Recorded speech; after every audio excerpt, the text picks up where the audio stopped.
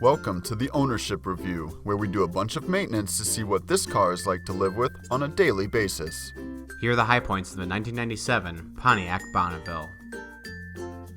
Changing the center brake light is no problem, as you only have to reach through the trunk for access to the bulb. Checking the transmission fluid level is easy to do, as the dipstick is easily accessible in the engine bay. Not every model includes this dipstick. The brake fluid reservoir is easily visible in the engine bay. This will allow you to check and replenish the fluid level on a regular basis. Not everything is perfect. Here are the pain points. You'll have to remove a large panel from under the vehicle for access to the petcock. This will require you to contend with gravity as you complete. While some of the taillight bulbs are easy to change, the others are extremely difficult to access. These bulbs will require many tools in order to access.